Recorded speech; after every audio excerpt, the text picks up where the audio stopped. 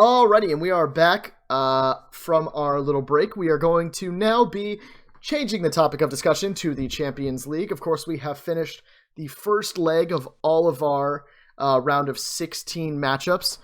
So we're going to be reviewing all of those and then moving forward with our leg 2 predictions. Obviously, we gave predictions before all of the games started, but we are going to have sort of updated predictions. And I think the best way to do this is how we did the first time we previewed all these, which is when we just did them in order of the time they were played. So the first game, of course, is the Atletico Madrid versus Liverpool game. And I guess I will throw it out to any of you guys whoever wants to start us off. John, take it. So are we discussing the first leg?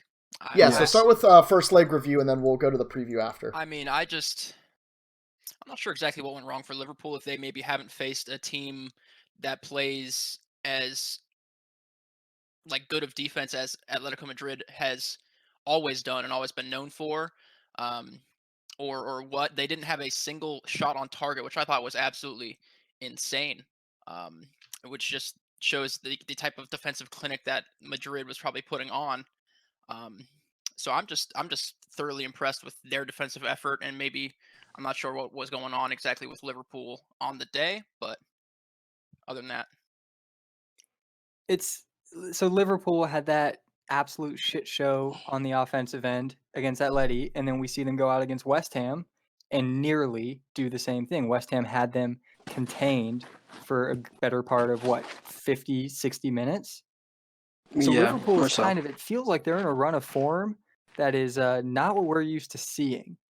And Atleti packed it in that first leg, and you'd obviously expect Atleti to do the same exact thing. It's can Liverpool come out with a different mindset? Can they come out and completely break through that Atleti defense that seemed like such a rock in the first leg? And as the resident Atletico fan, I can tell you I've seen this happen numerous times where we have like a goal lead or it's tied and we're putting in a defensive shift, and then we just give up a late goal or 2 late goals just to absolutely throw it in the last, and that's exactly what I'm used to, and that's exactly what I'm expecting to happen probably in the second leg. What I will say is, I mean, we all heard the note that Diego Simeone has never lost a Champions League tie that did not involve Cristiano Ronaldo on the other side, which is borderline the most ridiculous thing I've ever heard in my life, to both sides of that aspect. But talking on this game specifically, like we said in the prediction before the first leg, Atletico were only going to get X amount of chances, and it wasn't going to be a very high number, and it took them 4 minutes 15 seconds to score. 4 minutes, and they did not do a damn thing after that. Mm-mm. I mean, it was Diego Simeone's tactics were flawless. I mean, some people call it anti-football, some people call it a literal masterclass, but I do want to touch on Liverpool and how they didn't register a shot on frame. They only managed 2 shots in general.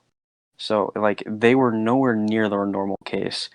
They had 8 recorded 8 shots. Yeah.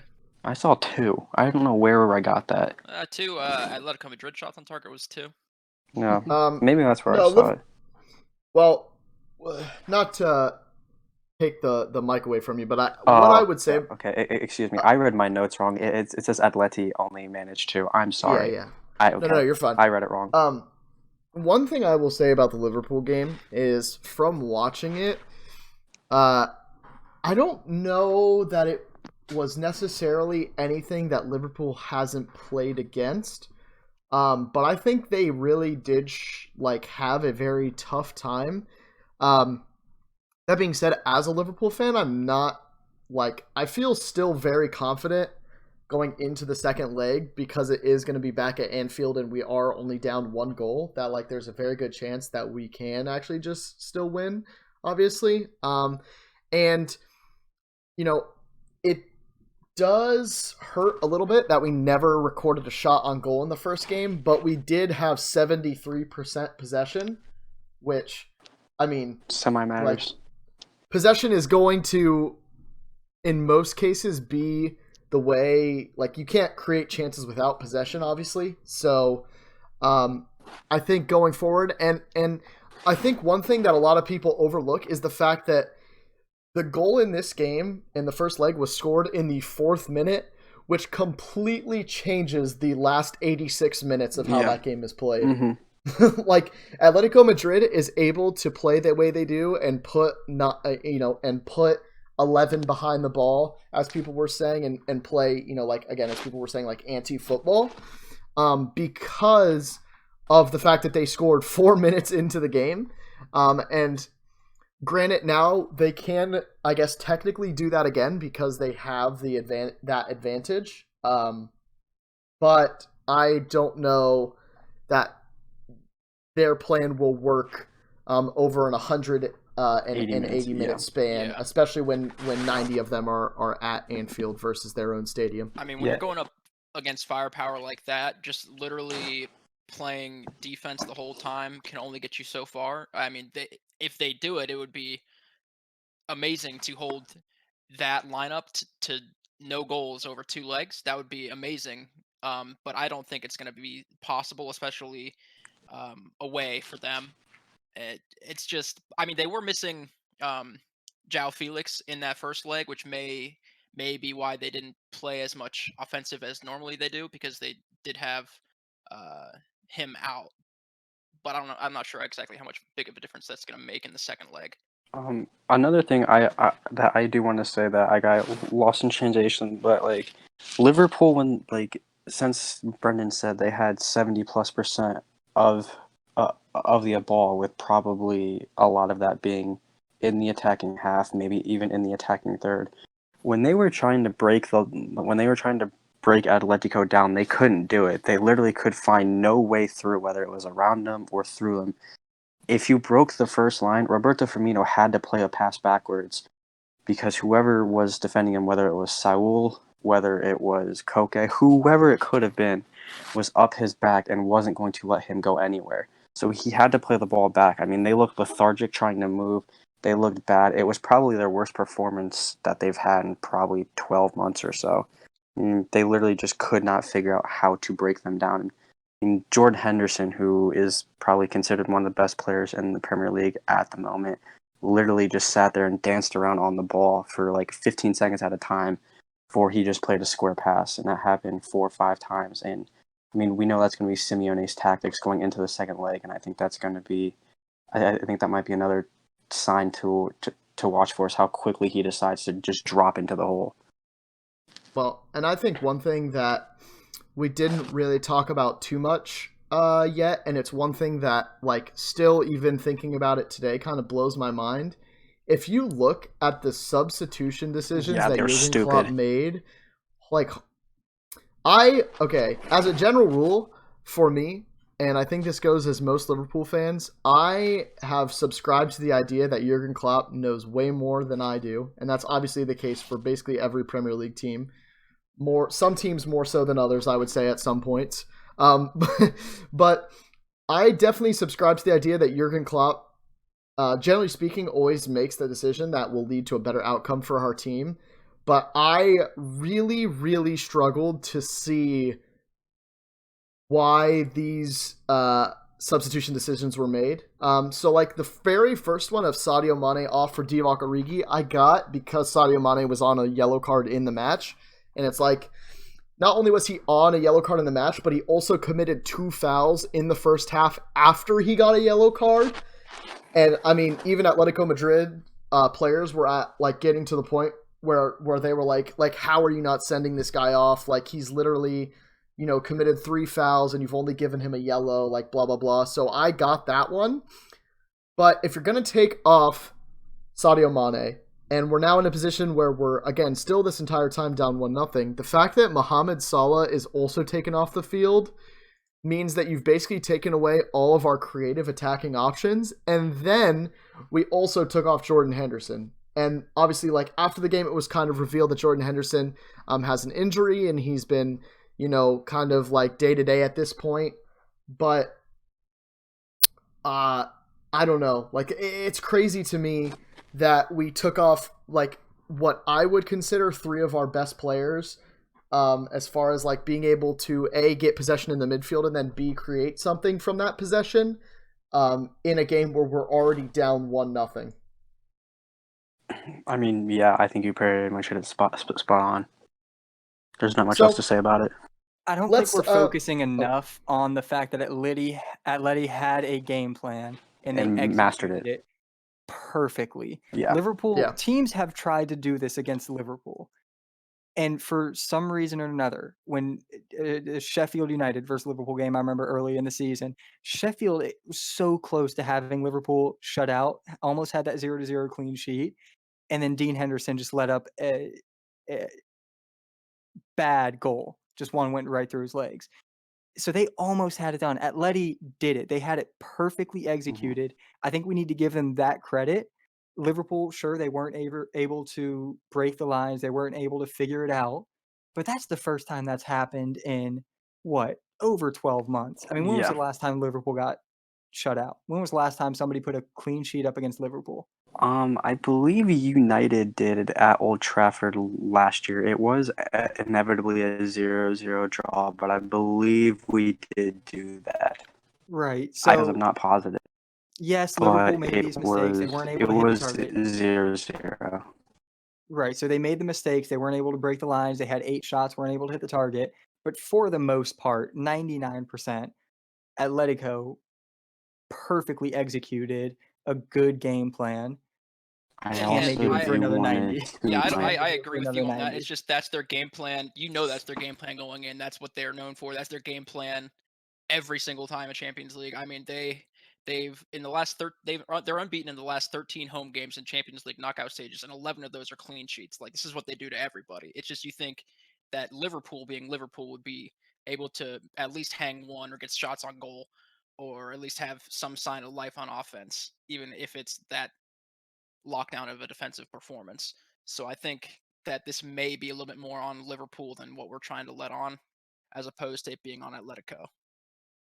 I do want to tweet my own horn for just a second. Go back to the first episode. I literally called the game plan to perfection, and it was hilarious to see it happen. Just wanted to throw that out there. I'm done now. All right, so let's move on. Well, I guess before we move on, we should do predictions for the second leg. So does anyone feel like, all of us originally, John wasn't there, but all of us originally predicted Liverpool to win over 2 legs. Does anyone feel differently now that the first game has been played? I don't feel too differently, but I definitely feel like it's a possibility.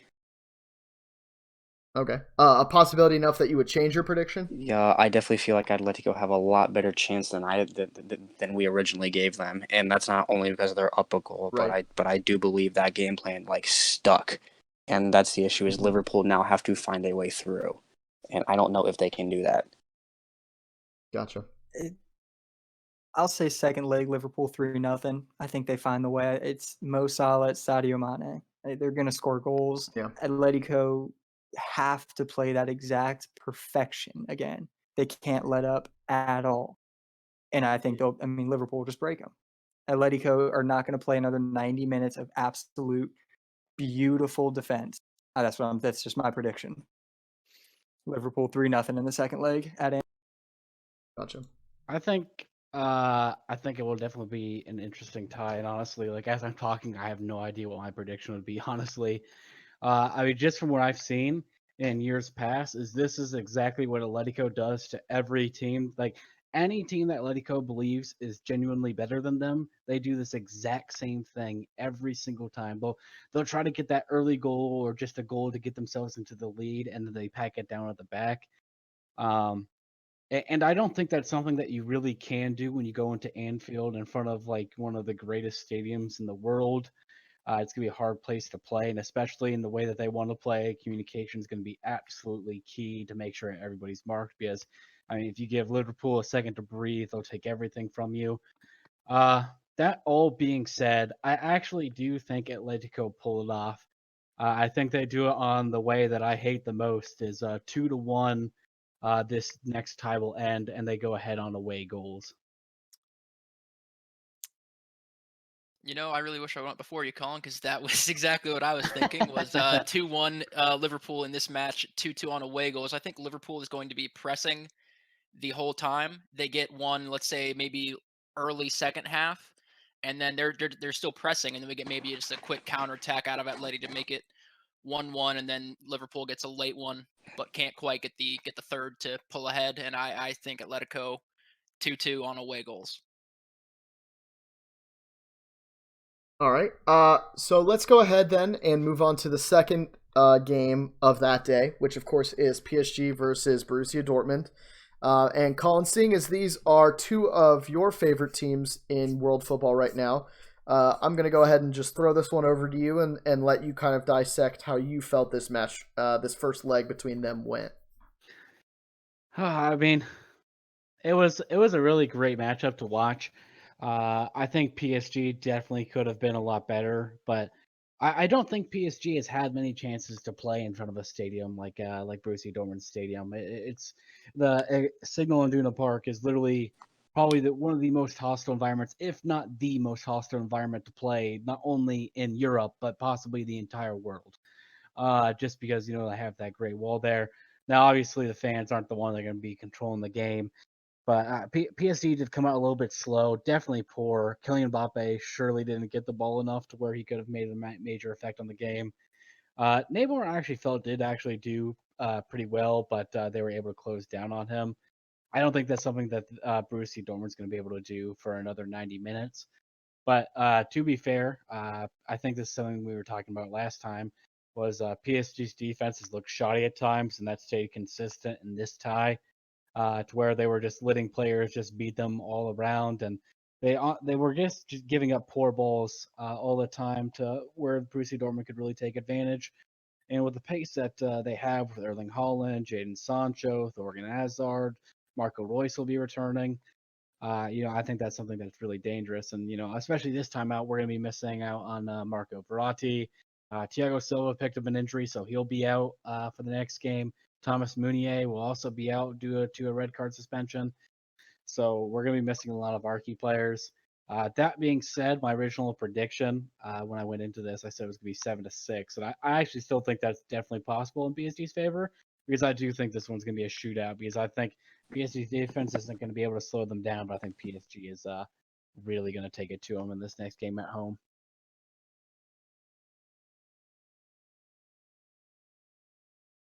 Anyone else want to add on from there? I mean, yeah, I think PSG definitely do still stand the chance. I think, like you said, the speed up top is definitely something that they have to watch for. I mean, you named it. I just want to add Gio Reyna onto that top because he was the one, if I remember correctly, provided the assist to Erling Haaland for that Cuban missile. Yeah, that the missile was ridiculous. But I definitely think that, I mean, Dortmund's defense looked pretty solid for the first little bit of that game, and I was rather impressed with it, to be honest with you. I was rather impressed with them in general. I for some reason that game took so long to actually pick up, and I don't know why, but I was thoroughly enthralled in both games that day. But that one, just like, it took so long to pick up, I really started to wonder for a minute whether it was going to happen or whether it was just going to end 0-0. Yeah, and I think this is something that's been consistent with PSG in the last couple of years, where they've had a lead, and sometimes it's been massive, sometimes it's not been so massive, and they've gone and thrown it away. So this is definitely a different position for PSG. They've not really had a chance to where they can come from behind and actually pull out. So I do think this is a new start for PSG. I hope to God that we can make it out of here. But one thing that I was just shocked by is the fact, I've watched plenty of PSG games this season. I've never seen them go with a three-back system, especially in a game as big as this. I don't know what Thomas Tuchel was thinking, honestly, because it's not something that we primarily play. It's not something that's really going to work against Borussia Dortmund, who's known for their attack, especially now with Marco Reus coming back. So I really hope that's not something he brings out in the next game. And I'm not saying I know more than the manager, but why test something like this? Is what happened last year with Man United and years before that with Manchester City. We keep on trying this three-back system that works for some teams, but I just don't think that's going to be the answer for PSG to go farther into the Champions League. That first leg between Dortmund and PSG, it felt so open for a large part of that second half, at least. It Yeah. felt like it could go either way. One PSG moving the ball quickly, turnover, Dortmund moving the ball quickly. So I think the second leg in Paris, Colin, you're right. Once Tuchel figures it out, can't be testing things in these kind of games. He should just go with what works. And I think when he does that in your home stadium, PSG, those breaks that were going either way in the first leg, I think PSG will start getting more of those in the second leg. And I'd say PSG has the advantage. They've got the away goal. All they've got to do is play solid defense and not let Dortmund get out on the break as much. I think, again, in Paris, they won't. John? So, I mean, go ahead, I John. somewhat agree with that. I mean, just going through the highlights of this last game, I mean, PSG being down one, they're obviously going to be pressing, trying to score at home. I think I think they'll probably fall into some of the same defensive mistakes, just leaving people running wide open. But I definitely think this game is going to be more of a shootout. I say it's probably going to end 3-3, which leaves Dortmund ahead by that one goal. Yeah, I mean, that's probably pretty fair. I mean, it should be a shootout. I'm really nervous that Dortmund's going to sit back, and I definitely think that's what they should not do. That's not Alrighty. how Borussia Dortmund plays. Well, we can segue that, Corbin, then, if you want to go straight from that point into your prediction for the second leg. I definitely don't. I mean, I think it'll be a lot like the first game. I think it'll be very open. I think it has to be very open because, like we said, PSG are going to press, and especially with the attacking options they have, you can't expect either team to really sit back, especially knowing that neither defense really can withhold a lot of pressure. So I think it's going to be difficult for either team to sit back. I'm going to see a lot of open, and I'm going to say it's going to go. I'm going to go 3-2 in favor of PSG, which I believe Alrighty. puts Dortmund through on away goals, correct? If I can. It would, yeah. It would. That sounds about 3, right. yeah. Yeah. So 2-1 and then 3-2. Yeah. Yeah, that would be 4-4 on Aggregate goals. with away goals, yeah. Yep. Okay. Matt? Yeah, give me 3-1 PSG in the second leg. Like Colin said, Tuchel needs to, and I have faith that he will figure it out. There's no reason to try something new in such a high magnitude game. I think he'll go with what works. And for PSG, what works is getting Mbappe, getting Cavani or Icardi, whoever's starting up top with him, getting them in on goal. I think PSG will have more of the breaks, whereas last game it was 50-50. Both teams just, one break the other. I think PSG gets a majority of those this game, and 3-1 PSG advancing. Alrighty. John? Yeah, so like I said earlier, I believe that this one's going to be more of a shootout, just both teams trying to press to get the goal advantages here, but I believe it's going to probably be 3-3 in the second leg, which makes it 5-4 Dortmund. I just think, I mean, like, they're just probably the better overall team in my opinion. Alrighty. Well, that moves us on to the second day of matches for that week. The first one being Atalanta and Valencia. We can go over that one relatively quickly, I think. I don't know if any of you guys have any crazy opinions, but I believe most of us kind of felt like Atalanta was going to be the dominant side in that. Actually, now that I say that, I know our predictions originally did go 2-2. Yeah, the predictions were yeah. even. Yeah, but so I mean, I guess I don't really know where to start with them. Does anyone have a place that they want to start as far as Atalanta and Valencia and kind of how this first match went and how that kind of is the basis for the second leg? That game was an I was absolute right. beatdown. Yeah, I think Noah was the one who called it. He said, look, if there's going to be goals, it's going to be Atalanta. If Valencia is going to have a chance in this over these 2 legs. They're going to have to pack it in defensively and just hope Atalanta aren't hitting the target, and Atalanta hit the target. I mean, even with the second leg in Valencia, there's hardly a chance. Valencia is just not the type of team that's going to come out against a Champions League quality side and put up a 3-goal win. I'd give it a 0.5% chance of happening that Valencia even makes this a tie, makes this a questionable. Putting out betting odds on that one. But What's that? no, I was pretty pleased with watching that game. As I said in my prediction, that was like a week after you guys originally made yours. Atalanta is just going to be too much for Valencia to handle. Just the way that they're able to score goals, like who cares if they can't play defense? It's Valencia. If you score goals, you're just going to win the game. I think that's a Gareth Bale quote from a couple years ago. Whoever scores the most goal wins. But no, Atalanta is kind of like the epitome of that. Is who cares about defense? Just we're gonna go out there and score more than them. Obviously, that's not going to take them far down the line, but I think they'll probably just pack in a couple more for the road heading on to the quarterfinals up next.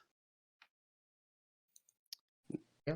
I mean, in my opinion, I was honestly surprised at this first leg. I just looking at the lineups, I feel that Valencia is the better side. I know they were away, I believe, in this first match, but seeing them go down 4-1 just was a little bit surprising. And even looking over the stats, I mean, the stats were comparable for both sides. Like possession, pretty much even. Shots on target, pretty even, and everything like that. It just seems like Atlanta was the one slotting them home. Even though I think that at least up top, Valencia has the better players. So I mean, I think Valencia can at least make it a game. I don't see them winning at all, but I think they can definitely get it to within a goal. Brennan, what do you got for us? Kind of similar to what John said. I actually would still stick with my original. Well, I shouldn't say my original prediction. My original prediction is that Valencia would win over 2 legs. I don't think that will be the case now, but I do actually think Valencia will win this game. I would say maybe like a 2-1 scoreline or something like that. But again, I don't think they'll get anywhere close enough to be able to come back from a 4-1 deficit that they're facing currently. So, but moving on to the second game of that day, RB Leipzig versus Tottenham Hotspur. Obviously, Timo Werner's penalty kick in the 58th minute of that game was the only was the tiebreaker, and then the game winner, of course, as well. So, I guess whoever wants to start, we will just open that game up for discussion. When we talked about this last week, 2 weeks ago, whenever it was, we said going into Tottenham Hotspur Stadium and winning is such a tough thing to do. And because Tottenham hosted that first game, they could just kind of pack it in. They could just kind of rely on getting that home win and then go to Germany, pack it in. And Leipzig just said, fuck that. Leipzig went. They definitely did, yeah. And just stonewalled Tottenham. It's incredible. I am surprised Tottenham couldn't even manage a goal. And like we said, like happily surprised though. Very happily. To be unbiased, very happily surprised. Yeah. No, but I predicted Leipzig would win going into the tie, and I think when it goes to Germany, and now that Heung-min Son is out injured, Tottenham have to go on the attack. With what attack? I mean, Lucas Moura is solid. They've got decent options, but they don't have their 2 world-class options. In Leipzig, when Tottenham goes on the attack and they, miss here and there, Leipzig just going to bring it back with Timo Werner, and I think Leipzig opens it up even more in the second leg. Colin Guff, sorry. I hate that. I hate that so much. Okay, yeah. So basically, I think this is something that we brought up as well as, with the Spurs out Harry Kane and Heung-min Son is where exactly are their goals going to come from? And now they're down 1-0 and heading back to Leipzig, and that place has been nothing short of a coliseum so far this season, as they're currently second place in the Bundesliga, fighting for first. I just can't see a way for Tottenham to get back into this tie. because they don't have their two key goal scorers. And sure, Lucas Moura's been there for them, in some of the biggest moments, but I can't see them doing it. Just Leipzig can pretty much score for fun when they're at home, and I think that's something that they'll continue to do. I think this tie is pretty much done and dusted at this point. I will say that whether or not that was what we predicted, I believe we made our first predictions before Heung-min Son was declared out for that game. We did. So But that I was did some. not. Well, you did not. We did. But yeah, I mean, Spurs had a little bit possession. I think was 55-45, something like that. Spurs had about 45% of the ball, and I seriously looked at this game. I watched this game twice over, and I don't think there was any point in that game where I legitimately said, yes, Spurs have a chance to score here. I mean, you can look at their attack. Lucas Moura was really their only outlet. We've talked about it so many times. Dele Alli sucks. That dude is an overrated player from top to bottom. He does not belong on a field in the Champions League. Wow. Jedson Fernandez is not a guy that probably should have started that game either, but due to the lack of resources up front, he kind of had to. And then it made me a little bit upset, but afterwards, Jose Mourinho turned back into Captain Deflecto, as everybody likes to call him, and he honestly just came out and said he doesn't understand how it was his own fault that Spurs were off the pace, and you just have to look at well, your tactics were bad. You didn't realize how to deal with Leipzig's attack, and they just came at you, and you're lucky it's not 3-0 right now. Yeah. I would tend to agree. I mean, the troubling thing for RB Leipzig in this game, I think, is that, or not, excuse me, not for RB Leipzig, but for Tottenham, is that they now are going away from home without Harry Kane and Heung-min Son. And it's one thing to lose a game at home, but it's another thing to lose a game at home, and then have to be in a position where you have to score in the second fixture, and you literally have lost your two best options at scoring. So I think it's going to be a bit of a tough ask, which again is why, for me, I would probably switch my prediction at this point. Obviously, originally I predicted Tottenham to win, but I mean at this point I don't really know how. I don't really see a way that they do. If 4 predictions for this, which I guess I can kind of just segue that myself, and we can just get straight into predictions. But I actually am going to predict that RB Leipzig wins this next one, probably 3-0. Mm-hmm. Yeah, I think we're doing Tottenham, and me included. I think we're doing Tottenham a little dirty. Sure, Leipzig might be, or Leipzig head and shoulders better than Tottenham. Do we think? Can I get a group consensus? Yeah. Do we think that? Yes. At the current moment, yes. At the current Wait, moment? With Tottenham? the current lineups, I would say yes. Okay. So going into Leipzig then. I mean, yeah, I was gonna say I think this one goes 2-1, 2-0 maybe Leipzig. I think they get the win, and it might be opened up for Leipzig. I just thought, maybe none of us seem to be giving Tottenham a chance to even compete in Germany. I'm really not. So I wanted to double check. I wanted to make sure. Do we actually think Tottenham are this far below Leipzig? In this game, they will be. In this game? I do, with not having Heung-min Son and Harry Kane. I genuinely do. I mean, that obviously is a massive factor. I think if Harry Kane and Heung-min Son, or even just Heung-min Son, is available in this game, I think I actually still would have stayed with my prediction of Tottenham winning, but I don't think, without either of them, I just don't think that they have, besides Lucas Moura, I don't feel like they have anyone else who can just, find them a goal. Yeah, Steven Bergwijn, we're still figuring out if he can consistently perform for Tottenham. Right. So, yeah, it is a tough scenario for them. Yeah, for sure. I want to give them the benefit of the doubt, and I hope it's a good game in the end, but I don't know. It seems like a very, very tough ask for them at this point. But okay, well, that was the first week, I guess, of predictions and review for the Champions League games. And I think we're going to go ahead and take a break now, and then we're going to come back and do the other Champions League games later. So, again, we will take a break, and we will be back. Alrighty, and we are back to go over the second half of the Champions League games that we missed. Unfortunately, we did lose Colin for the last 4 games that we have to go through for the night, but I figured we would just jump straight into it. The first one I wanted to talk about was Chelsea versus Bayern Munich. Corbin, I know you specifically were kind of watching this game very closely, so what were your sort of initial thoughts on this game? The first half of this game was pretty boring, to be honest. I mean, it wasn't truthfully one-way traffic. Chelsea were finding their way decently. There weren't too many very open chances.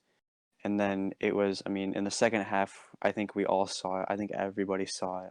Bayern Munich opened it up and just legitimately took over and showed themselves as a legitimate contender in the Champions League and pretty much as one of the top teams in the world. Lewandowski and Serge Gnabry were the 2 catalysts in the entire game. But the thing that really took, I think, a lot of people's eyes, especially mine, was Alphonso Davies is becoming a rock at the back for Bayern. And he's been incredible, and he had an assist in that game as well, which was borderline ridiculous pace. And I think that's something that is really promising for Bayern and how much pace they have throughout their entire attack or their entire team, really. Yeah, after that game, didn't Colin say we come in with a hot take of Alphonso Davies better than Alexander Arnold now? No, well, Better some than it was Robertson. yeah, Robertson. Yeah. Wait, I don't think that was Colin, though. Wasn't that Corbin? that was me. Oh, Corbin with a hot take. Yeah.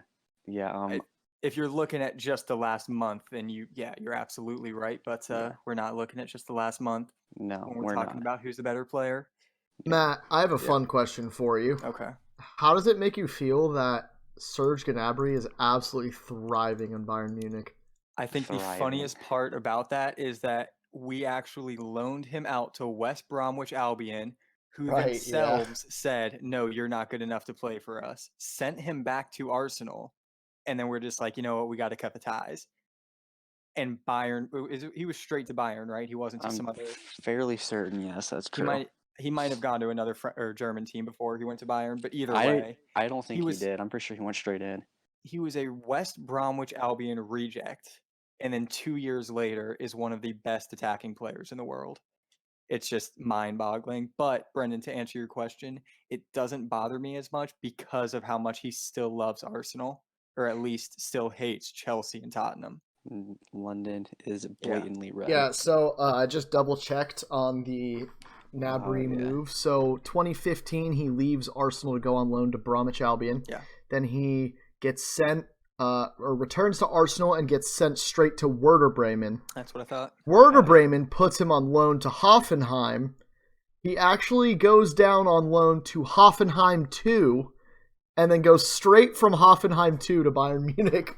And it's wild because what did Bayern Munich see in him that Arsenal didn't, and then that these lower level teams didn't see in him? Well, I guess Hoffenheim 2 was only 1 game, so he really was just like a Hoffenheim player. He probably just played like a game coming back from an injury or something like that. But what is it that Bayern were able to say, yeah, he's going to be one of our best players in the next 4 or 5 years, that West Brom, Hoffenheim, and Werder Bremen weren't able to see, and then Arsenal, I guess he just in 2015 he wasn't meeting the Arsenal standards, but I mean he definitely had quite the turnaround. He definitely had quite the people in front of him to learn from too. That's probably some of it. Yeah, obviously no, they weren't like teaching him everything, but Frank Ribery's definitely not a bad person to learn from ever. Well, I think it's cool too that like he'll probably most likely be a part of Germany's World Cup team this year as well. Oh, you would have to imagine. Euro team. Yeah, the Euro team. Yeah, the Euros. I'm sorry, not the World Cup. You got me. I had to think about that for a second. I'm like, no, that's not. No, Gnabry's 2024 anyway, so he wouldn't be on the World Cup team unless they use one of their spots for him. But anyway, so I mean, I think this game like honestly, the result isn't surprising. No. I mean, I guess like the surprising part is that Serge Gnabry scored 2 goals, but I mean, I think generally speaking, like everyone probably would have thought that this game was going to go this way. Like Corbin I think said, when we though, that first half had us all holding our breath because we all predicted, or 4 out of the 5 right, of us yeah, predicted Bayern Munich to dominating win, over 2 legs. right. Well, I actually do remember during the predictions, my initial prediction was actually that this first game would be close just because it was in Stamford Bridge, but that didn't matter apparently. So Yeah, I mean, and especially looking at the game as a whole. I mean, Chelsea lined up with the same exact team they beat Spurs with like 3 days beforehand, if I remember right. If I think it was Spurs like 3 days beforehand, and they lined up the same exact way. And I mean, Spurs and Bayern Munich are obviously two blatantly different teams in two very different places right now. And seeing that they were the that was how they decided to line up, and they really bet on Marcus Alonso and their wings going and doing everything for him. And I don't know why they thought that was a good idea when Bayern is especially strong out wide right now. But Marcus Alonso's been in fantastic form recently, and that's just Chelsea's game. I mean, I should say first, I don't think Frank Lampard has established an identity at Chelsea. I think they're still trying to figure it out. And I Yeah. think that they had a good run of games with sending Marcus Alonso into that, when they go on the attack, he's basically playing a winger cutting into the center forward position. Yeah. So they had a good run of games with that and said, I mean, we're playing Bayern, we're the serious underdogs. Let's just stick with what beat Tottenham and what's been working for at least a few games. And, Yeah, I mean, nothing against, like we said in the prediction episode, nothing Chelsea could have done would last against Bayern. It lasted 45 minutes, and then Bayern exposed them in the second half. So yeah, I think it was Chelsea's best bet, and that's all you can ask for. It gave them 45 minutes of decent play, of holding on to hope at that point, but nothing that Frank Lampard had in store. Bayern couldn't react to and come on and win. Well, so one thing I'll say is, obviously, like normally we would do predictions to kind of say, like here's, we'll say like, do either of you want to change your prediction? But I feel like that's pretty boring because Bayern Munich won the first game 3-0, obviously. So I'm gonna change the question. I'm gonna ask both of you, what does Chelsea have to do, not to win the entire series, but to win in Bayern Munich? Pray to Jesus Christ himself. Yeah, I was gonna say they're gonna need some help. I mean, they're going up. There's two little things. I mean, I guess at this point they're little considering it's 3-0 to Bayern Munich, but the two little things that really, one hurts Chelsea and one really helps them, is Lewandowski was announced that he got an injury in this game. So Lewandowski will not be playing the second leg. But the thing that really hurts them is, speaking of Marcus Alonso, let's not forget he got a red card in this game. Mm-hmm. So he will not be playing. And that's going to be something that you don't really know who's going to go into that spot now. I mean, do they really want to dance with Ross Barkley or Mason? I mean, you could put Willian out there. He's going to get killed. But you could put Willian out wide. You could put Pedro, but again, like they don't have a lot of. I don't think they have too many extremely solid wide back options at the current moment. So unless they're going to drop into like they have Reece James that's definitely going to go on the other side. Yeah. And they have Reece James that'll go on the other side. I mean, maybe you might go with a 4 at the back at this point, and go with like Zuma, Christensen, Reece James, and then pick between Emerson, Rudiger. probably. Yeah, like Rudiger, Azpilicueta, Emerson. I mean, there's a lot of people you could go for, but we'll see how that goes. But I definitely think they're definitely gonna need a prayer from Jesus Christ, but they're just gonna have to open up and literally play with. I mean, they're going to have to play to win the game, but that's also going to be the It's thought going that to lead to a Bayern 5-0 win at that point. I was going to say it's either going to be 1-0 Chelsea or it's going to be 5-0 Bayern, and there's no in between at this point. I'll tell you what, Gotcha. all Chelsea fans are hoping for is not a, when 5-0. Bayern went 5-1 over 2 legs against Arsenal a few years back, won 10-2 on aggregate. Chelsea's just like, let's not lose like 6 or 7-0. When Bayern just won 7-2 against Tottenham. Chelsea's just hoping that doesn't happen. I mean, Chelsea fans know they're not winning this tie. They're not winning this at all.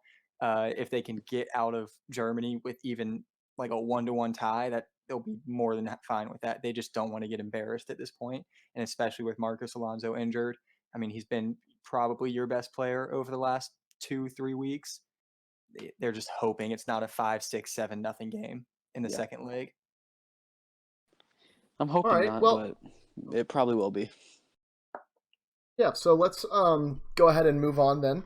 And we'll move on to the other game that was on the same day, which I believe, off the top of my head, February 25th. And that was the game for Napoli and Barcelona that finished in a 1-1 draw. Of course, Dries Mertens scored very early in the game. And then Griezmann scored in the second half. And then, the only other super notable thing I would say is the PK injury and then Arturo Vidal getting a red card. But I will just open it up to you guys. Barcelona, go ahead. It's more than PK and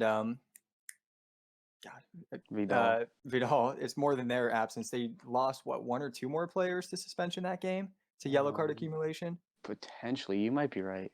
I think Busquets is out for accumulation. And Vidal is out for Sergio, the red card. Yeah, so in that game, Messi, Griezmann, and Vidal all got, and Busquets, all got yellow cards. And Busquets is a yellow card accumulation, so he's missing the next leg too. Yeah, and then obviously Vidal got a red card. So so Barcelona's missing a lot. And they're already injury plagued. So my whole thought process watching this game was, early on I'm thinking, all right, Napoli have this game plan. They're going to sit in, keep everything compact, and not let Messi tear them apart through the middle.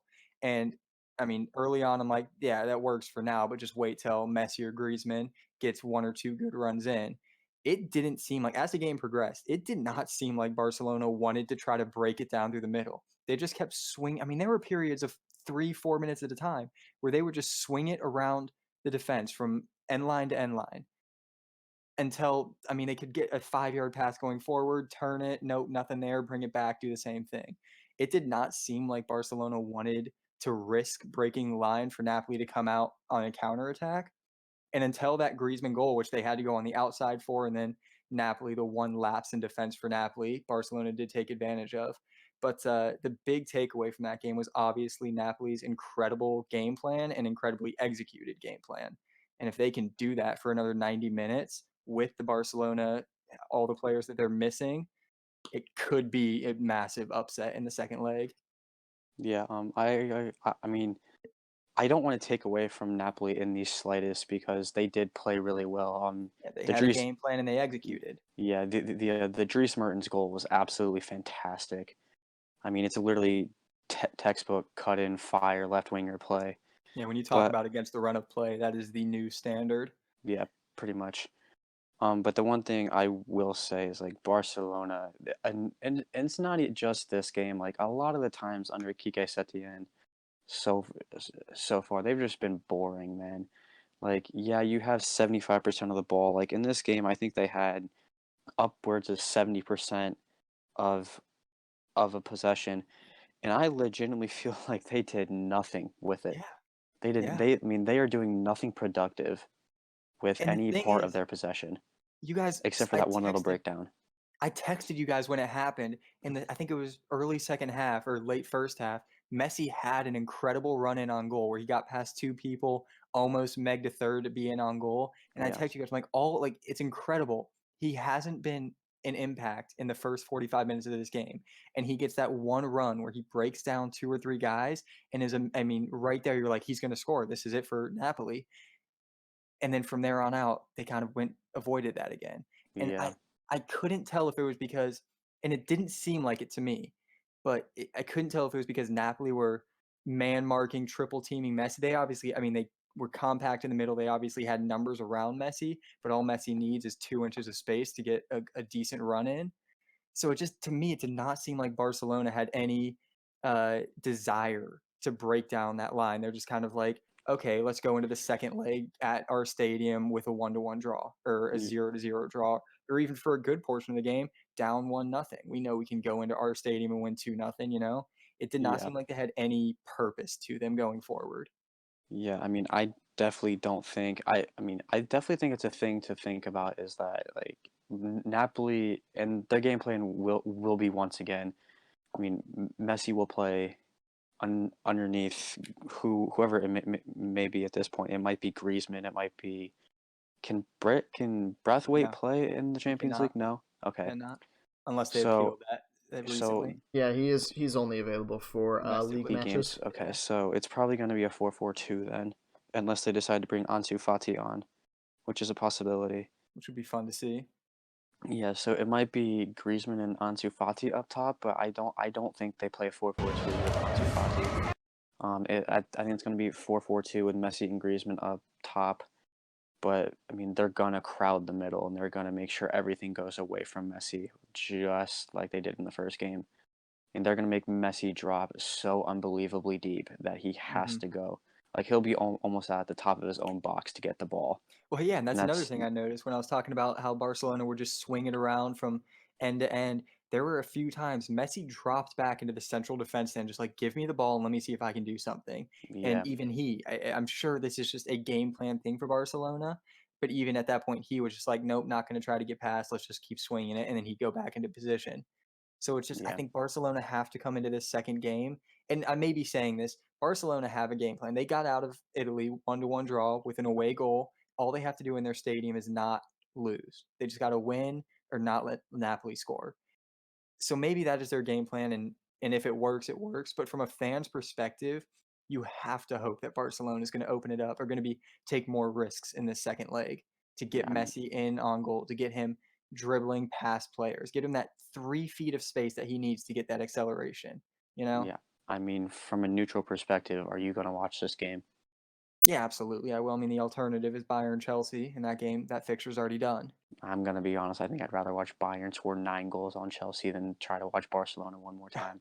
Okay, I well, mean, when we dude, they get are back not fun to watch. when we're back here talking about the second leg recaps, you got Bayern game, I got the Barcelona game. All right, deal. I'll make it happen. Alrighty, and then I guess last thing we'll do before we move on to the next two games for predictions. How do you guys feel about predictions after this first leg is completed already? It's Barcelona's going to win. I can't. What did we say? I can't remember what I said going into the tie, but I think this second leg, I think Barcelona, I think both teams do stick to their game plan. Napoli sitting in and just hoping they can defend, and break one against the run of play. But I think Barcelona is going to get away with it 1-0, maybe 2-1. It's going to be a 1-goal game, I think, and I think Barcelona just gets through. I know I was the one that had the very specific prediction of a Messi hat trick in the second leg, Would love to but see it. Would I love to see mean, it. I'm gonna be honest. I don't know if I can I don't know if I can muster myself to think that's possible. I really don't think it is. Yeah, I mean, it's I Lionel think he's gonna Messi. get one. It's Lionel Messi.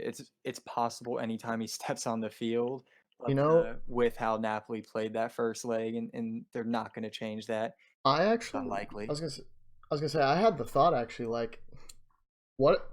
I don't know. As far as like having a time to do it, like this might just be the time for Messi to do it. Yeah, it could Like be a when he statement. has, It, when it has to there's be. no one else on his team like that. I mean, Griezmann obviously will play, but like besides Antoine Griezmann, who's been pretty shaky, like up and down this year, like who else is gonna win Barcelona the game but Lionel Messi himself? So Yeah, He it would be he surprising yeah. if Barcelona won this second leg without a Messi goal yeah, contribution, goal or assist. I mean, yeah, he is pretty much the one man band at Barcelona right now. yeah. One man So band like, going forward, creativity. yeah, obviously. I mean, he's not playing any defense, But so I'm saying Barcelona's defense isn't the issue. The defense is no. fine.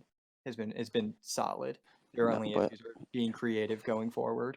yeah, but as for a prediction, I'm gonna go. Matt, what'd you say? 2-1 Barcelona. Yeah, I'll finalize on 2-1 Barcelona. I think Messi goal and assist. Okay, I think it's gonna be You know what? I'll pick the upset. I think Napoli's going to go in there, steal a goal, sit back again. Almost And sounds like you want that to happen. You're like, I you know kind what? I'll of go do. upset. You know, I'm gonna be honest. I kind of do because if Barcelona's gonna play like this, I don't want to watch them either. They don't deserve it, dude. They You don't want to suck, see them in the quarterfinals with this. dude. Do you want to see that in the quarterfinal? I want to watch Messi every day of the week. So yeah, I do. I mean, yeah, I do too. But man, if it's gonna be like that, I think I'd rather watch the MLS.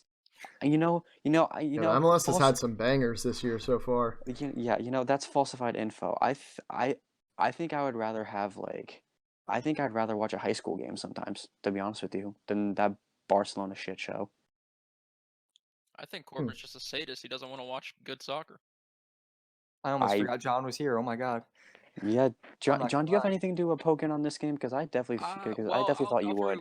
Nothing that you guys haven't already spoken about. My prediction, though, is going to be probably 1-0 Barca with a late penalty.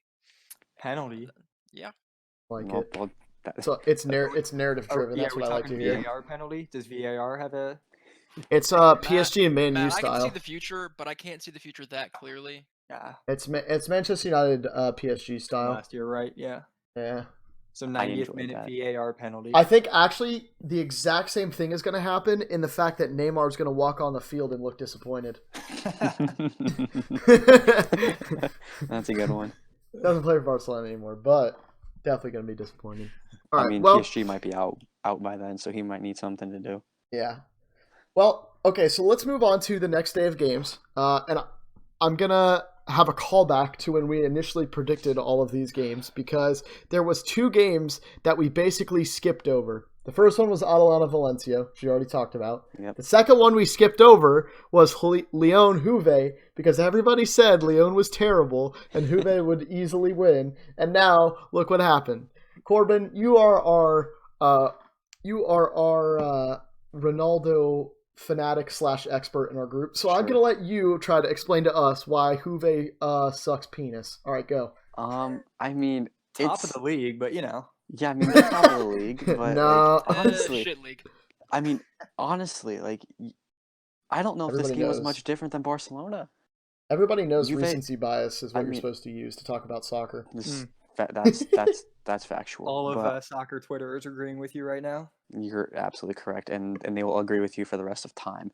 Hell yeah. But I mean, I really don't think this game was much different than the Barcelona game. Like Juve and Barcelona look really similar right now, as in there is one megastar on their team, and they are relying on that person to do anything offensively, to create, to finish, either or. But Paulo Dybala is, I mean, we all know he's a good player, but he drifts in and out like some stars can. But other than that, it was a ton of possession from Juventus. It was a ton. I don't even know if they had that many shots, or if they had that many true opportunities that look good. I mean, Aaron Ramsey came. I think Aaron Ramsey came off the bench in this game, if I remember correctly. Yeah, he did. And he came on for Pjanic, I think it was. And when that happened, Aaron Ramsey is not really known for being a number 10, but when he came on for Pjanic, I was like, oh my god, an injection of life. And that's something I didn't think I'd say with this team. This team should never be struggling for goals, ever. They shouldn't be struggling to be exciting. They shouldn't. No, because you're right. They played a boring game against Lyon, and with the team they have, Barcelona have been known in the past to play kind of a boring possession-based. Yeah. We're not going to risk it. We're going to wait till we find it. This Juventus team is set up to be, we're going to shove it down your throat, and one of these days it'll work. We're going to go down the wing, swing it into 6 foot, 20 feet vertical Ronaldo, and one of these days it's going to work. Yeah. So it's uncharacteristic of Juve to play that style, to have that kind of game, especially against such a weak opponent. And Brendan, I'm going to stick with what we said in the beginning, the first predictions. Lyon is not even close to Juventus's level. This was a ridiculously this was a ridiculous upset, because at least Barcelona got out of Napoli with a draw. They just got to go back and win. Juventus have ground to make up now. Yeah.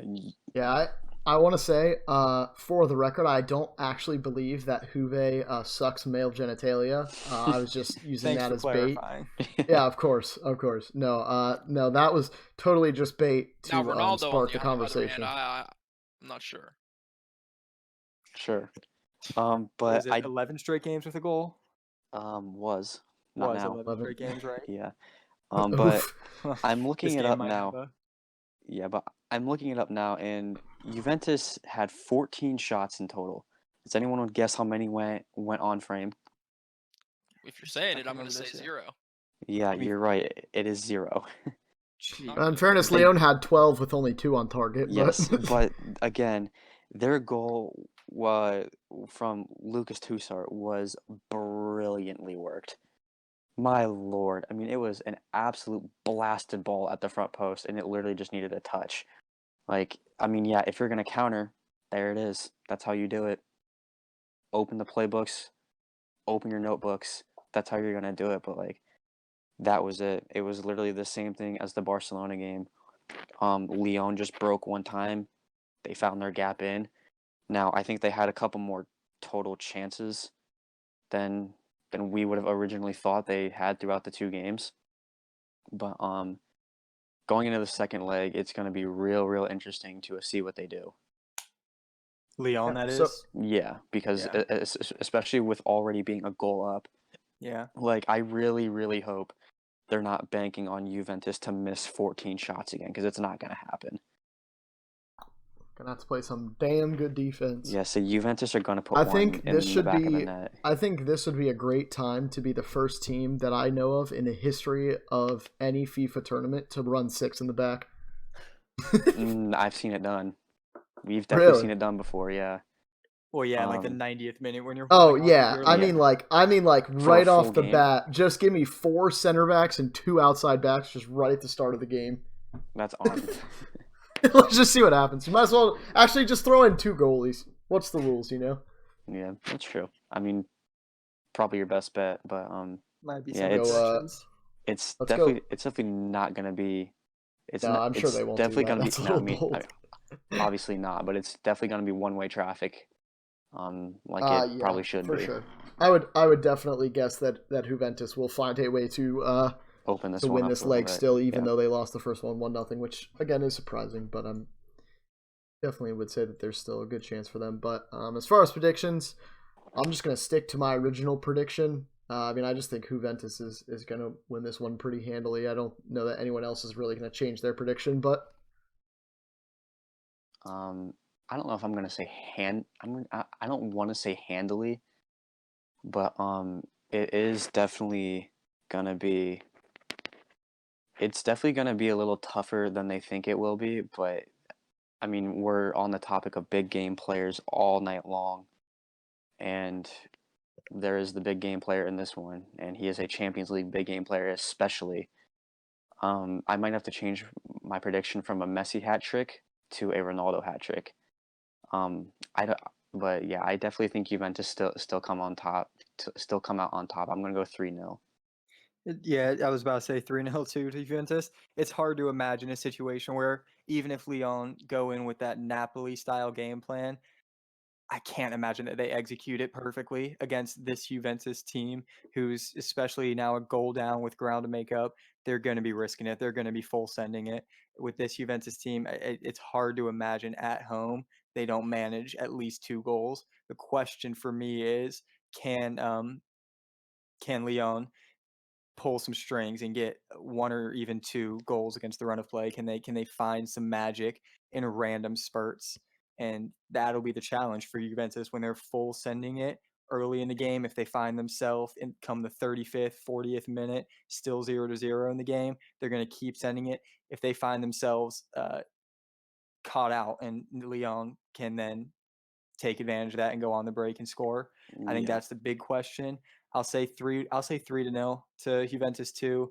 It like Corbin said, Ronaldo's Champions League big game player. He's going to get 1 or 2. And this Juventus team, like I said earlier, they are just They're levels so ahead of stacked. Lyon. They're They're levels so ahead of stacked. Lyon. I can't predict. I can't imagine a scenario in which Lyon advanced to the quarterfinals, and that's made me going into the second leg with Lyon with the advantage. So I'll be really red in the face if Lyon do come out of this one. I won't be red in the face. I'm just going to be disappointed. I'm honestly just going to be disappointed if they come out of this tie. I'm going to be disappointed in us more than less. But I'm saying, yeah, exactly, because I'm saying everything with such confidence with this game that if Lyon upset me, I'm just going to shut up for the rest of the tournament. I will not have Champions League take the rest of the tournament. That's fair.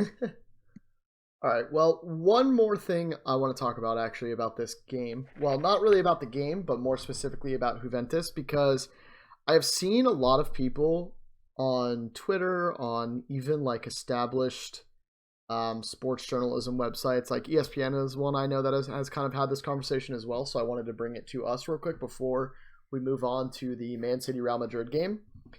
But the conversation is basically along the lines of, does this Juventus team remind you of one of the Real Madrid teams that won Champions League? Because like basically the reason that they were talking about this was because they felt like this team might be as good as the Real Madrid teams were, but all the teams that they're going to have to play are much better.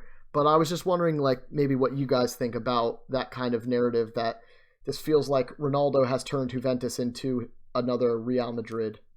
I don't. Was that the way that those articles said it? That Ronaldo's turned Juventus into another Real Madrid? Not necessarily. Okay. It was more just like it was more of just like this team reminds us of the vintage Real Madrid teams. Yeah. Here's why kind of deal. Yeah, I mean, I think yes, it is reminiscent of those teams. I think those Real Madrid teams at their peak had a more solid midfield, but defensively, I think they're on par with that Sergio Ramos, Varane and Pepe before Varane center back duo. And going forward, on paper, Ronaldo still obviously, and then Paulo Dybala comparable to Gareth Bale maybe. Before he started to play golf. Right. Does Juventus have a player that's taking on a Karim Benzema role? I mean, it would have to be maybe not a Karim Benzema. Yeah. I guess it would be Higuain. Yeah, so I get where they're coming from. They're not going to play three up top. But I do argue with the statement that the only difference is the teams this season that Juventus have to go through are more difficult than in the past. Like I said, I think it is reminiscent of those Real Madrid teams, but I think those Real Madrid teams had a better midfield. I don't think the competition is any weaker in the past than it was now. I just think Zidane came in, had an immediate Champions League impact. Ronaldo was in the prime of his Champions League dominance. And especially with Luka Modric winning a freaking Ballon d'Or in that third Champions League season, the third title season for them. Yeah. So I get where they're coming from. It is reminiscent in the front three and the back four, but there are definitely differences, and I just think that Real Madrid team had kind of an extra edge to it, and I think that edge might have been Zinedine Zidane at the helm. Yeah, I don't buy that take as much, to be completely honest. I mean, like Matt likes to say the words a lot, on paper. I understand. That. Yeah, you say that more times than you should, to be honest with you. Well, but I guess on paper they could have similar roles, or they could have a similar look. But you watch that Real Madrid team play, and you watch this Juventus team play. It's so much different. It's unbelievable how much different it is to like watch the two teams and like even watch the style of soccer they play. I mean, Real Madrid, when they were in that 3 years in a row, it was go forward, go forward, go forward, kill, kill, kill, no matter who is in the way. Juventus are trying to find a perfect opportunity. Like they want the Manchester City effect. They want to create tap-ins for Cristiano Ronaldo and Gonzalo Higuain. Mm-hmm. Like eventually, yes, I hope they do realize that eventually, yeah, it's gonna have to come down to, you're gonna need a moment of brilliance from somebody. And yeah, but I get what you're saying. That is their game plan. You're right, but let's not act like they aren't capable of having that moment of brilliance from 5 different players. They are capable of having 180 million minutes of brilliance in one game. but they're just not doing it. And I don't know what it's going to take for them to have one, to legitimately have a shining moment of brilliance. And I mean, that's the issue right now. Is like, I don't know if it's a moment of brilliance, but they need a moment early in this game where it's going to be a punch in Lyon's face, where they're going to say, "All right, well, we're back and we're here, so now come fight us." And I don't know if, I mean, I'm hoping they don't. I'm hoping it doesn't happen too late, because if they wait until the second half to have that moment, then they're not going to be in a good. They're not going to be in a good spot. I mean, Right. they need to have that moment within the first 20 minutes where it's going to be at least like a missile off the crossbar, or something that shows Lyon that like they're going to have to fight for 90 minutes and they're going to have to hang on for their lives, or else it's just going to be a beatdown. Yeah, right when you started pointing out the differences and how Real Madrid were like, we're just gonna shove goals down your throat. Juventus are more laid back, like we'll wait until we find that. I got to thinking, I'm like, what's Juventus's goal tally looking like in Serie A? I And don't. they have the It's not. fifth most in four teams in Serie A have scored more goals than Juventus, and Atalanta has scored 22 more goals. Well, yeah. Well, Atalanta has also scored 7 goals 3 times this season, I believe. Maybe So they've 2. scored 22 more goals than Juventus in 25 games into the season. So Yeah. yeah, it definitely are staggering differences between the two sides. They Yeah. I mean, are, it's Brendan, to your point, they are built somewhat similar. But as I was saying with Zidane versus Antonio Conte, it's just, is it? Uh, sorry. sorry, It's that's what. Yeah, sorry there. Yeah. I got the Conte's wrong at Chelsea or manager. Conte's Inter, at Inter Milan. Inter. Yeah. I got the wrong Chelsea manager. But yeah, so I think that the key difference in the two sides is the manager, and Zidane is just a freak manager in the Champions League and just building teams all around. Yeah. I mean, I Yeah. think like I think the first season it might have been like Zidane was definitely helped, but He inherited a yeah, golden I team was for sure, for say sure. he inherited a Galactico team, which Mhm. was ridiculous. I mean, it'd be symbolic of you to say it's not one of the best teams we've seen In recent in, memory, yeah, they had three in any straight. type of recent memory. But like they were ridiculous, but like it wasn't even that they were shoving goals down your throat. Like they were shoving attack after attack. They were shoving a midfield counter press that is beyond the likes of anything we will ever see. Like they did not let you breathe if they had the ball. It was Well, runs, because I mean they had so much speed and they had so many attacking options uh, up front, even from like their starting three, or if it coming off the bench. I mean, in those 3 years coming off the bench were Asensio, Isco. I mean, think of the names that were on that team as substitutes. It's kind of ridiculous. yeah. Well, I think now is as good a time as any to move on then to our final team. And obviously, the very easy segue is to just say, oh, we were just talking about Real Madrid and Juventus, and then kind of just transition ourselves from past Real Madrid now to the current Real Madrid, who lost a stunner, is the word I would use, to Man City, 2-1 off of two very late Manchester City goals. And then, of course, Sergio Ramos picked up a red card before it was all said and done. Again, a dumbass. 26th So, in his career, dude. He's ridiculous. yeah, he definitely loves getting after it, is what I would say. But either way, I know both of you guys watch a lot of Man City, obviously, with the Prem and things like that. So I guess, what were your guys' just initial thoughts to the scoreline of this game? Not necessarily the team play. Matt, you can go first. It's surprised me. I think we need to go back and find these predictions because I'm pretty sure I picked Madrid to get through here. So it did surprise me, but I mean, it was such a 50-50 toss up. Just looking at the score line, I think it sets up for an incredible second leg where two teams who have such attacking power are just going to be going head to head, just seeing who can find the breakthroughs like one after the other. So I think we're going to have a high scoring second leg after seeing this, especially with Sergio Ramos out for the second leg. Um, City is such a dominant team, and we said in the past already that they're going full on for the Champions League. They're not focused on Premier League anymore. Obviously, they've clinched second place, all but clinched second place. They're still in the FA Cup. They're still in the FA Cup, but they're just full head gear into the Champions League. So it surprises me, but it doesn't at the same time. This game just shows how good City can be. I think we've forgotten about that this season with I sure how did. dominant Liverpool have been in the Premier League. I think That's true. Okay, that's fair. we've forgotten what City did last season in the Premier League. We've forgotten how good Pep Guardiola can get these guys going. And this first leg against Real Madrid in the round of 16 was the perfect showcase for that. Yeah, I do want to say this. That was City's best game of the entire season. That was City's best performance I think I've seen since they beat Liverpool in last January. I mean, they played unbelievably solid.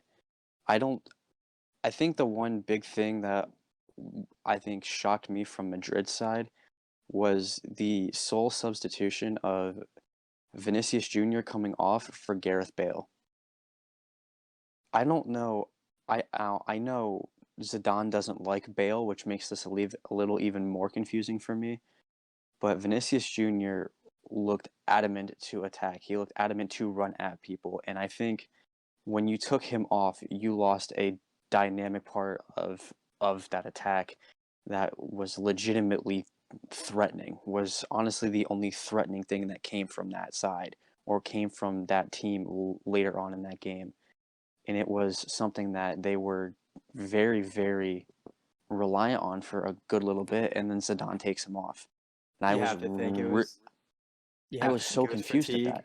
I was You so have to think like he's a young it. guy getting in It his has to be. first big stage performances. Yeah, You'd have that to think it would. was just fatigue.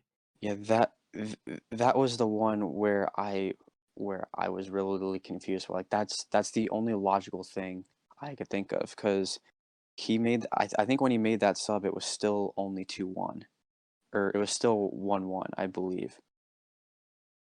Actually, it might have still been 1-0, to be honest with you.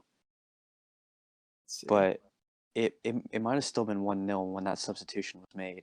It was 1-0, yep. Okay, so I mean they had to score very soon after that. Yeah, Then 3 minutes later. okay, yeah. So then they scored the 2 goals in like 3 minutes, and it was it was kind of ridiculous from there. Like City scored the first goal, and I don't even know if Madrid had another legitimate attack. Like it was kind of ridiculous, and then Sergio Ramos gets the red card, which doesn't solidify the tie, but it certainly made things it's going to make things very difficult for Real Madrid. But I think a big thing that Pep Guardiola and Manchester City will look at in this game is they might have missed a chance to make this even worse. Like they might have missed a chance to legitimately make this 3-1 or 4-1 because they still were attacking heavy. And I mean, if Sergio Ramos doesn't make that tackle on Gabriel Jesus, which got him the red card, it probably is 3-1 because he was in on goal and on a breakaway. So I think that is something that maybe he thought of, but again, I think it was kind of stupid to get yourself sent off. But I mean, there really wasn't much else to do. But that should have been 3-1. I think Manchester City definitely missed an opportunity there, but I don't think it's going to come back to really hit them that hard. No, but I think the thing to remember is even without Sergio Ramos, this game it's still up for grabs. Completely of course 50-50. Now 55-45 in City's favor. But Real Madrid, it's Real Madrid. They can still come out here and win. Where's the second leg at? The second leg's in City. Spain. Oh, it's at City? It's in City, yeah. Right. It's That's at still Madrid have what it takes to come out and win 2-0, 3-1 in England. Yeah, and I do want to say another thing about Real Madrid's lineup that I really did not like was the choice of Luka Modric over Toni Kroos. I think that was almost embarrassing. Like I think Toni Kroos should have been like legitimately pissed off at that because Luka Modric I think we've all seen ever since he won the Ballon d'Or, has not been that great. Undeserved, by the way. Potentially. Yeah, it's debatable, but we're not going to Yeah. get into that. Yeah, I would say we're not getting into that, We're but what, a year or two late. No, I just had to throw it Yeah. out there. That's fair. Toni Kroos has been the playmaker for Real Madrid this season, and I don't think that's very hard to see. I think him in there with Valverde and Casemiro would have been a significantly better choice, because then Toni Kroos legitimately had to play no defense. And obviously, I mean, he doesn't want to play defense. He wants to be a number 10, and he wants to attack. And I think it would have been a lot better for Real Madrid to be using him in that role and be using his passing ability than Luka Modric and having him attempt to dribble through Fernandinho. Aymeric Laporte was only in the game for a little bit in this one, I believe, which I guess Fernandinho came on for him, but like he really didn't. I don't think he ever went past Rodri or Gundogan, and I think he really struggled. And hopefully Zidane doesn't make that mistake again. Is what is my big takeaway. I guess not my big takeaway, but one of them. Well, I'm going to give John a chance to speak as well because he is the Man City fan. So I did have a point, but go ahead, John. I want to let you say how you feel. Obviously, not even just about the game necessarily, but just as Man City right now as a whole. I mean, if I'm Man City, I'm feeling pretty good about that game. I mean, not even just based off the scoreline, but just based off the mental game going into the second leg. I mean, Real Madrid being up 1-0, having all momentum, and then just giving up 2 goals in the span of those 3 minutes, having Ramos get a red card. I think they're probably pretty phased going into the second leg, and especially with him out, they're going to be lacking on the defensive side. I see Man City kind of running away with it here in the second leg. I think there's definitely the possibility. There's definitely a possibility this gets opened up pretty badly. Let's also not forget that Manchester City did not have to use Sergio Aguero in that game. They That's didn't. true. They didn't do it. Right. And I was really surprised because I was sitting there until City scored the first goal, which was Gabriel Jesus' header. I was legitimately sitting there like, when are they bringing on Aguero? When's it going to happen? I think I even tweeted it. I was like, it's got to be coming. Like, because obviously they're going to need a goal. And then Gabriel Jesus scores. Kevin De Bruyne scores about 4 minutes later. By the way, best player on the field in that game. But that was pretty obvious. I don't think I needed to say that. But, I mean, they legitimately... It was scary to think about. They didn't have to use Sergio Aguero, and he's their best forward. He's their best goal scorer. And a lot of the attack is surrounded by him. So I think... I think he probably was a little bit upset by that, but I think Pep probably told him, hey, like, the second leg is yours. So yeah, at the end of the day, Pep knows. Make sure you're ready. What he's doing. Yeah. I mean, and I'm sure the locker room, I'm sure his top players know that, trust Pep. And you're probably right. That's exactly what he said. Look, we're going to keep this in Spain. We're going to keep this within a goal. Even if we lose, we're going to keep within a goal. We come back to England. It's all you, Sergio. Yeah. That's honestly probably what he had to say. Yeah, so I think, I mean, it's going to be Sergio Aguero's time to shine. And I think he's really got an opportunity here that's frighteningly good, especially with Sergio Ramos being out. So what's your prediction there for the second leg? I'm gonna go 2-0 to City. I'm gonna go 2-0 to City, and they win 4-1 on aggregate. 4-1 on aggregate. Yeah, and I'm gonna say it's a little. I don't think it's gonna be as close as the scoreline would actually make it look. I think it'll be a little bit more of a beatdown. I think it could. I mean, I think it could get to 3-4, very very easily. You guys remember the City versus Tottenham second leg last year of the, what was that, semifinals? Was that the semis? The quarters. Quarterfinals, right? The I have Ajax no clue what you're talking about. I think we get a last 10 minutes, last 15 minutes, much like that. Give me 3-2 Manchester City. Okay. I hope so, but I'm not going to say the exact same thing as Corbin because that's chickening out. But I'm going to say a replica 2-1 game. Okay, that's fair. Yeah, I think Real Madrid could score again. I don't even know if Real Madrid will necessarily score the first goal of the game, but I think Real Madrid will probably score at least one. And then I'm confident in saying that Man City will win at home. So just give them 2 goals Yeah, I'm instead of along 1. the same lines. I'm gonna say something more like 3-1 in this game, making it 5-2 on aggregate from City. I just think that, I mean, De Bruyne is hot right now. That game he played so well, just creating chances all over the place, and then with Aguero back, that's going to open up space for De Bruyne even more, I believe. So I see them scoring maybe 2 quick in the first half and then getting 1 late to put it away.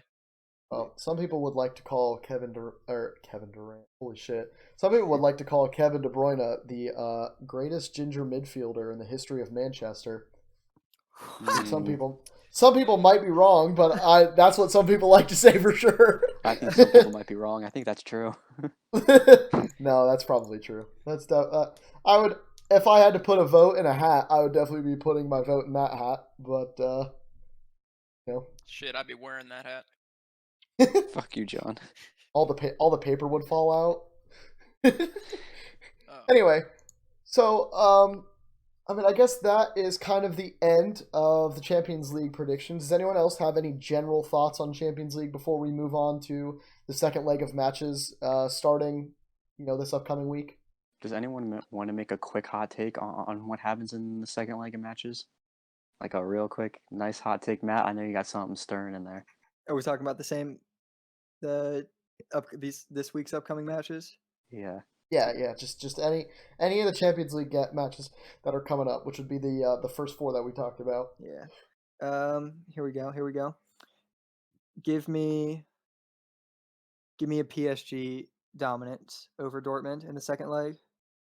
Definitely a bit spicy. I'll take that for sure.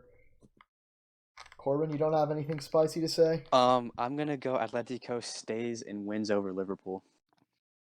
Like, do they win the game or win? Are you Um, saying they win the game? Because saying they're going to win the game at Anfield is definitely a hot take for sure. Saying they're just going to. you know what? Yeah, Oh boy. yeah.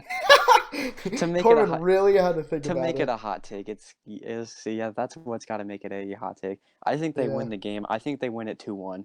I think Wow. I think Liverpool is going to get an early one, a real early one, like probably well within the first 10 minutes. Oh, And then like Atletico did. yeah, pretty much. 4 minutes in. Yeah, and then Atletico's going to be like, well, we need a goal or this is going to be bad. And they're going to do, I mean, you saw it in the first, 5, 6, maybe, I think the first 10 minutes of that game tops. And Atletico Madrid were all over Liverpool. And I'm wondering if they can really, like, turn that like a switch. Like, can they turn that on like a switch? Or is it something that, like, they're really going to have to build into? Because if they can turn that on like a switch, then yeah, they're probably going to get another one at some point, which makes that really dangerous. I mean, I think I don't know how much this necessarily means, but Liverpool probably will end up being without Alisson for that game. Yeah, they will. Yeah. Which definitely doesn't feel good, but what about Jordan Jordan Henderson? Henderson? Is Henderson? He didn't really play like good or bad in that game. And he didn't have to show a lot. Yeah, so. And Matt, for your question, I think Henderson's supposed to be back. Like, I think it's the Monday before the game. So he'll be fresh. Yeah, so that game is, I think that's one of the Wednesday games because it was a Tuesday game before. So it'll be one of the Wednesday games. I think he's supposed to be back like Monday is his quote unquote return date, like return to practice. So I doubt they're gonna use him unless they need to.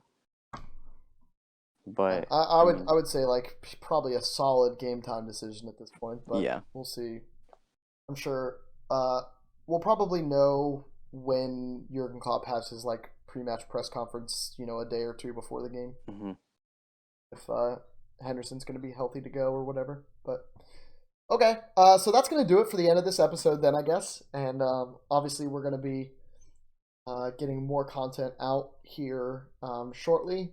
We have, another episode even for us to record tonight that we're getting ready to line up. So definitely stay tuned for the not only this episode when it gets uploaded, but the next episode right after that.